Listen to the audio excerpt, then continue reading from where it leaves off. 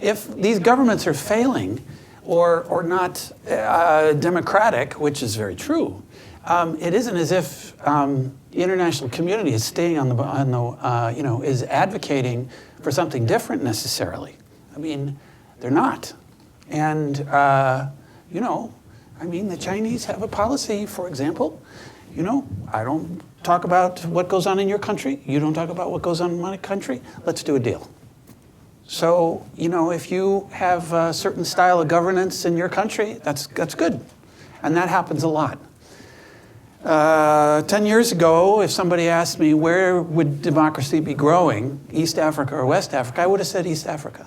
I was wrong, except when Mr. Abiy came along. Before that, I was wrong. It's fading in Central and East Africa.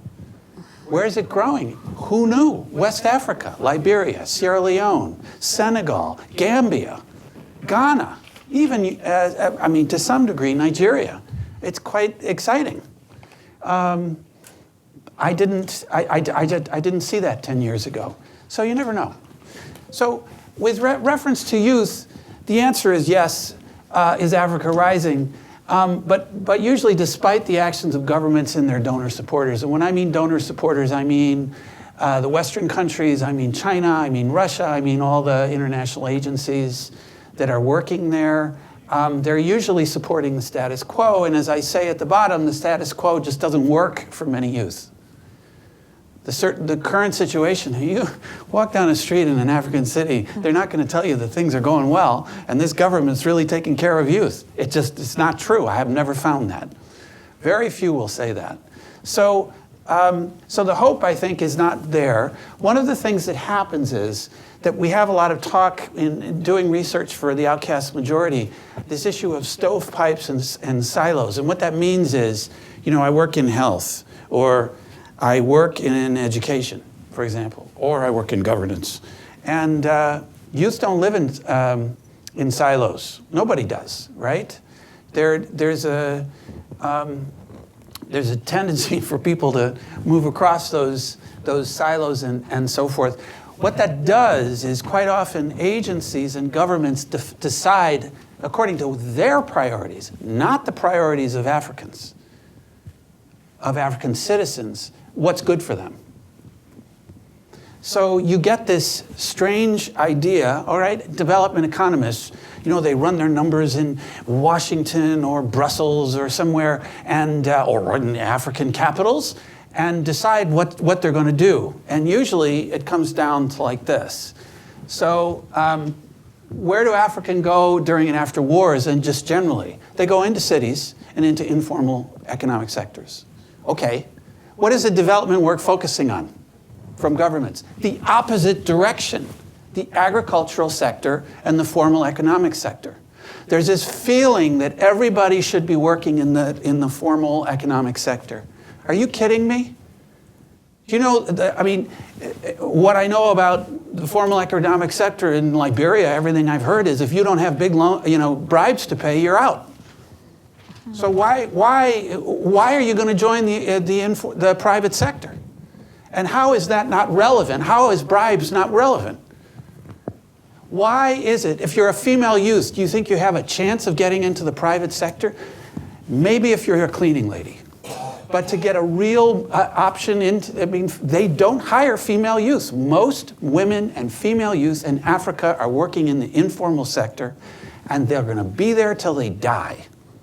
Because there is not room for informal sectors are small, and they don't involve women. And they don't involve female youth even more so. As a general rule, it's not always true. And these formal sectors is a bit of a dodge to pretend that informal sectors don't exist when that's where most people are.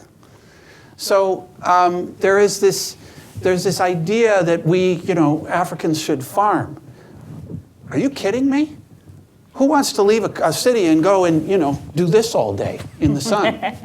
It's just, unless they come up with another idea. So I think the real hope is with what youth are doing. Youth are overwhelmingly peaceful. I think the future is in civil society. I think the future is, for time being, is going to be in the informal sector. And I think things are moving forward in a dramatic way with youth. I mean, certainly culturally, they're changing everything. Youth. I mean, you know, African hip hop is amazing. One of the things they do, actually, in hip hop is if you want to know what's going on in a country, find out, go there, buy a CD. Who's everybody listening to? And put it on and have somebody there translate it if it's not in a language you know. You will find out in the first song what's going on in that country. Who's challenging, you know, who's really talking about what's going on in Africa? What are the problems? What are the issues? Young rappers. And increasingly it includes female youth. And that's and for many youth, that's the only way they can be heard. If they didn't have hip hop, who would know they're there? So the future is not in the ways, I think, that Africa's moving in a way that is driven by youth, in my view.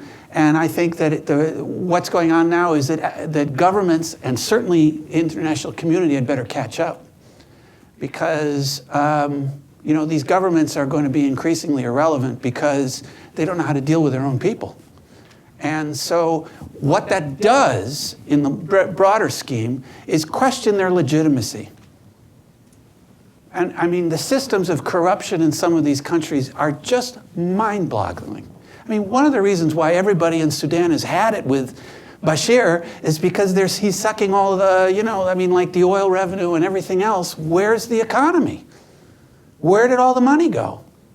Well, at some point, when you don't have peaceful dissent, what do you got? So, you know, people are risking their lives to go out there and demonstrate. These are very brave people in Sudan right now. And they have a lot to complain about. And I think that really is where, that kind of is an example of really brave people who I think are speaking out for democracy and for peaceful dissent and for economies that work for everyone. That's why I'm really hopeful for Africa. So, thank you.